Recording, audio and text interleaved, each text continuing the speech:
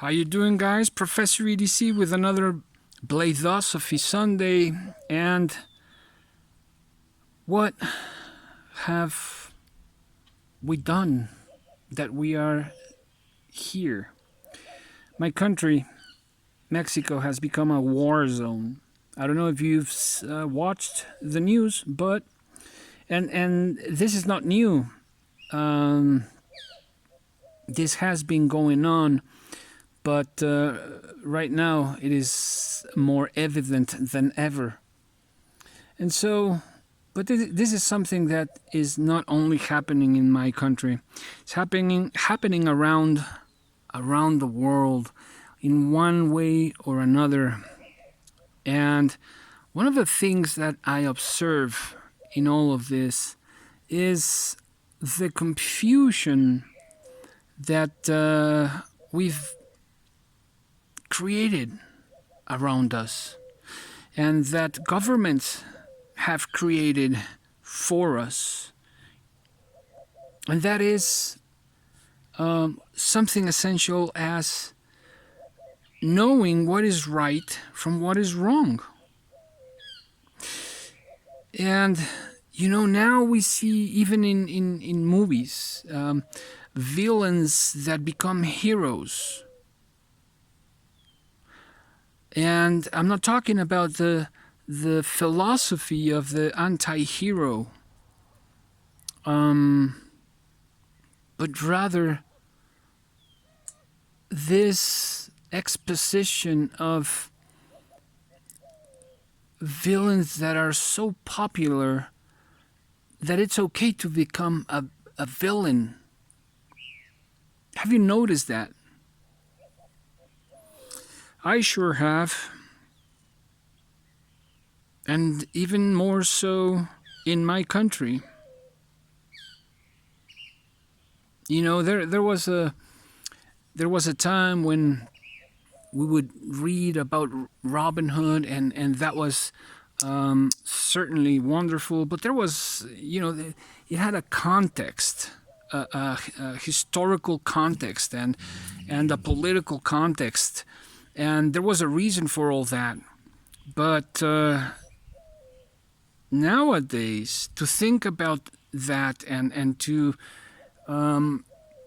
make heroes out of villains, and to sing songs exploiting negativity or exploiting negative values or anti-values, that's just something different. And that's where it starts. Do you guys notice the messages that you are reading, that you are listening to, that you are watching? Are you conscious about those messages that we are receiving all of the time? This is not the first time I mentioned that, because I've said it before. And this is not something that I made up. This is something that is studied, that has been studied by Oriental philosophies. How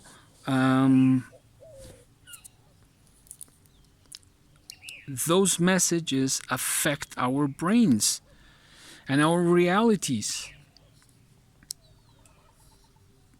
It is food for our thoughts. So what are you feeding your thoughts? What are you feeding your brains? What kind of messages are you allowing your children to receive? We don't even pay attention to songs or to what our children are watching and the messages that they are receiving. And believe me, those messages, in most cases, they are not really, if we were conscious about it, I don't think those are the messages that we want them to have, that we want them to grow with. After all, we want our kids to be happy, to find happiness, don't we? as well as we want to search and find happiness, right? And are we going to find that happiness with confusion? Confusing what's right with what's wrong? Are we really going to get anywhere like that?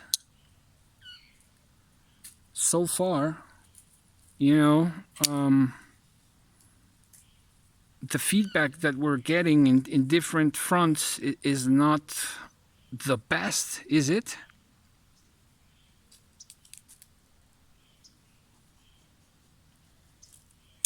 Have you noticed?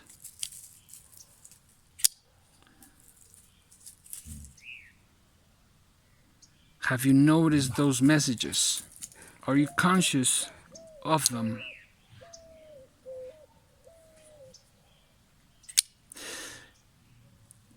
And let's not only think about ourselves and our loved ones, our families.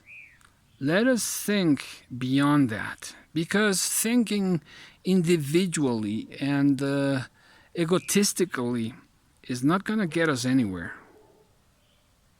We got to change the formula, don't you think?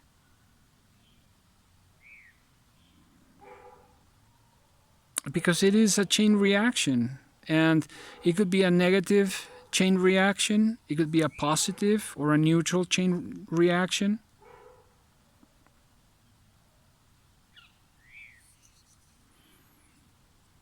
But it really depends on how we view the world, how we view reality, if we are in touch with reality at all.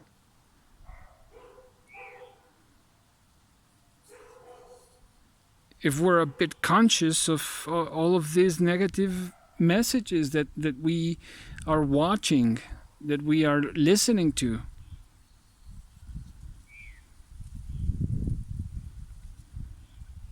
Making heroes out of villains. Where are we standing? The good thing is that we can fix this. There is this Japanese philosophy, which I forgot, it slipped my mind right now, where when something is broken, a vase, a cup, pottery, ceramic pottery, for example, they restore it with gold sheets, and where the crack is, it is fixed and glued together with that gold. And so in order for that to become part of that piece, and it is something like a wound, like a scar, right? And it becomes part. Let's see if you can see it. Yeah, imagine if that, like that scar, it's just part of us, and in some way or another it gives us some personality, right? Like those marks, right? It shows use, scratches on the blade. And so this philosophy reminds us that something can be restored, something can be fixed. It's not going to be the same as before. And we shouldn't ask for that because it's impossible. But it can be a whole different thing. Integrating those scars. In many places, we are living in failed states, in broken societies. At least that's what I can see in my country and in many other places, but I will speak only about my country. And it's not an easy road to restoring our societies and my country, but it can be done.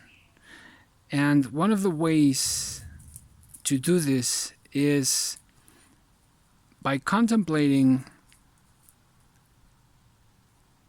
ourselves, our families, our communities, and our countries as a whole.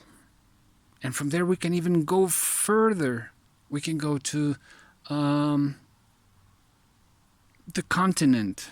We can go to the whole world, thinking of bigger problems, and live by principles that help not only me and my family, but are in resonance with the rest of the world, with the rest of the people around the world. Because in the end, I think we may have our differences, but at the same time, we are all united one way or the other.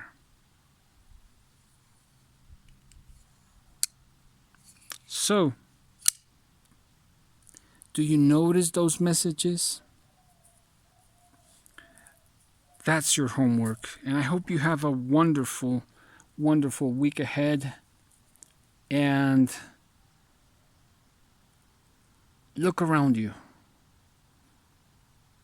Just look around you, think of those messages, and think, what is the best thing for everybody, for you, for your family, for your community, for your city, state, country, continent, and world?